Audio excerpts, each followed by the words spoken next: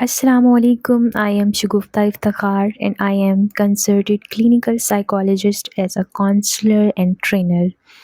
आज की इस वीडियो में हम बात करने वाले हैं काउंसलिंग की अवेयरनेस के बारे में और काउंसलिंग क्यों ज़रूरी है, एक इंसान के लिए काउंसलिंग कितनी ज़्यादा इम्पोर्टेंस रखती है।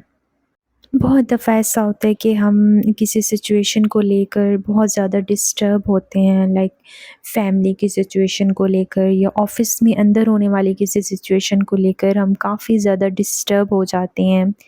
तो हमें किसी पर्सन की नीड होती है जो हमारी बात को सुने, समझे।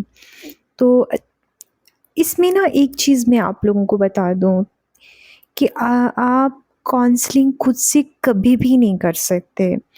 एक जो कंसोल होता है वो काउंसलर की को खुद अप्रोच करता है, उसके पास जाता है काउंसलिंग के लिए। ऐसे कभी नहीं हुआ कि हम काउंसलिंग जो है खुद से करना स्टार्ट कर दें, ऐसा बिल्कुल भी नहीं होता। और काउंसलिंग के प्रोसेस में जो सबसे इम्पोर्टेंट चीज़ है और मैं जिसको सबसे इम्पोर्टेंट चीज़ मानती हूँ कि आपके अंदर जो भी स्टफ़ है वो आप बाहर निकाल देते हैं और रिलैक्स फ़ील करते हैं और आप समझते हैं कि अब जो है हमारी जो भी परेशानियाँ हैं वो रिलीज़ हो चुकी हैं। और जो काउंसलर जो है by the virtual of listener होता है, वो सिर्फ़ सुनता है काउंसलिंग के, और इसी को ही काउंसलिंग का नाम दिया गया है। काउंसलिंग के अंदर जो सबसे एक कमाल की चीज़ है, यो फ्रेज़ है हम जिसे कह सकते हैं, वो ये है कि हम उसमें सुनते हैं और हम सिर्फ़ ये कहते हैं कि हुँ, आहा! आई सी, अच्छा, तो ऐसे हुआ। मतलब सिर्फ़ हम ये कहते हैं और ये चीज़ कह के हम अगले बंदे को जो है मुतासिर करते हैं और उसकी बात सुनते रहते हैं। और मेरे ख़्याल से एक सबसे अच्छा जो है काउंसलर वही है जो इस सिचुएशन को लेकर काफ़ी देर इसी चीज़ को दोहराता रहता है, अच्छा, ओहो! इस तरह के वर्ड्स कि अगले बंदे को कन्फ्यूज़ नहीं होने देता। जो किसी भी सिचुएशन में ऐसा लुक ना दे कि जिससे सामने वाला जो है अफ़ियर्ड हो जाए या फिर जो है रिस्पॉन्स उसका अनकॉन्शियस में चला जाए, मतलब वो खुद कॉन्शियसनेस हो जाए, सॉरी, कि भाई ये मेरी बात को सुन नहीं रहा या ये मेरी बात से जो है इत्तेफ़ाक नहीं कर रहा या ये मेरी बात से जो है काफ़ी ज़्यादा उकता रहा है, ऐसा बिल्कुल भी नहीं शो करना। और इससे ये लगे कि what I am talking about, I must say stop them. ऐसा बिल्कुल भी ना लगे उसे कि वो इस तरह की फीलिंग गट फीलिंग लेके आए कि मतलब काउंसलर जो है वो ये चाह रहा है कि मैं अब स्टॉप हो जाऊँ, रुक जाऊँ, ऐसा नहीं। सम टाइम जो है हमारे ऐसे रिस्पॉन्स हो जाते हैं, सामने वाला जो है बोलते-बोलते रुक जाता है और वो हमारी फेशियल एक्सप्रेशन से समझ जाता है कि हमें अच्छा नहीं लग रहा, और हमारा लुक जो है ना, ये कन्वे करता है कि आई एम जजिंग यू। और अगर हम अपना लुक बनाने में कामयाब हो जाएं तो दूसरा जो है बिल्कुल फ्री होकर हमसे बात करेगा, हमें अपने अंदर की हर बात बताएगा और this person is not judging me, मतलब वो अनजजमेंटल लुक हो जाएगा।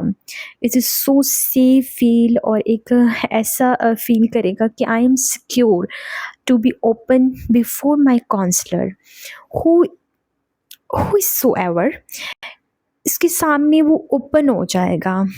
हमें ऐसा ही करना चाहिए और हम उसे ये श्योरिटी दे रहे होते हैं कि हम जो है आपकी बात को सुन रहे हैं और ये बात इधर से उधर नहीं जाने वाली, ठीक है? हम उसे उसको कॉन्फिडेंस में लेके आएँगे। हमारी बहुत सी इंजरीज़ होती हैं हमारे अंदर, लाइक हम इसको बॉडी की इंजरीज़ नहीं बोल सकते, इसको दिल की इंजरीज़ बोल सकते हैं कि हम काफ़ी ज़्यादा हर्ट हुए होते हैं, डिस्टर्ब हुए होते हैं, और ये इंजरीज़ जो है ना सिर्फ़ और सिर्फ़ एक ट्रस्टी वर्दी जो पर्सन है उसके सामने ही सुनाकर ख़त्म हो सकती हैं।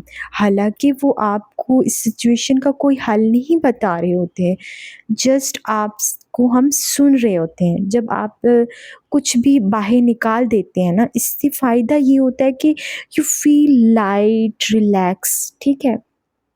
जब आप रो धो देते हैं और अपनी हर बात बता देते हैं, लाइक आपने सास के बारे में, अपने बॉस के बारे में बताया, अपने शौहर के बारे में, अपने पड़ोसन के बारे में बताया, ये सारी चीज़ें बताकर ना आपने अपने अंदर का सारा गुबार निकाल दिया और आपने कहा, आह, अब सब कुछ निकल गया, I am free for everything. और इसके बाद होता क्या है कि आप 70 टू 80% जो है काउंसलिंग टाइम पे ही आप जो है उस डिप्रेशन लेवल से, उस स्ट्रेस लेवल से काफ़ी कम हो जाते हैं और आप जो है रिलैक्स फ़ील करने लग जाते हैं। जो कंसोल होता है ना, उसको एक तो कॉन्फिडेंस आ जाता है काउंसलर के सामने कुछ भी कहने का, कि वो अपनी हर बात बता दें। ऐसा ही होता है ना कि हम ऐसा ही एक इंसान, एक पर्सन चाह रहे होते हैं जो हमारी हर बात को सुने, समझे, ठीक है? और उसके बाद, इसके बाद जो है फिर काउंसलर आपसे कहता है कि मुझे आप बताएँ, जब आपको कॉन्फिडेंस आ जाता है ना इस चीज़ के कि हमें काउंसलर अच्छे से सुन रहा है, समझ रहा है, ठीक है? तो फिर काउंसलर आपसे क्वेश्चनिंग करता है कि आपके ख़्याल में अब क्या करना चाहिए? वो आपके पास 3 ऑप्शंस रखता है और आप बताते हैं कि भई मुझे इस ऑप्शन की तरफ जाना चाहिए, ठीक है? आपने खुद ही अपने प्रॉब्लम्स को बताया और इसमें खुद ही डिस्कस करके अपना सॉल्यूशन निकाल लिया। काउंसलर के पास जाने का या काउंसलिंग करने का यही आपको फ़ायदा होता है। और मेरे ख़्याल से हर इंसान को काउंसलिंग की नीड है और उसको काउंसलिंग करनी चाहिए, ठीक है? किसी काउंसलर के पास लाज़मी जाना चाहिए। जिसको लगता है ना कि मैं काफ़ी ज़्यादा डिप्रेस्ड हूँ और काफ़ी टाइम से ये चलता आ रहा है, मतलब 3-4 वीक्स हो गए हैं और मेरा डिप्रेशन लेवल कम नहीं हो रहा, मैं मज़ीद स्ट्रेस्ड आउट हो रहा हूँ, तो उसको ज़रूर काउंसलर के पास जाना चाहिए।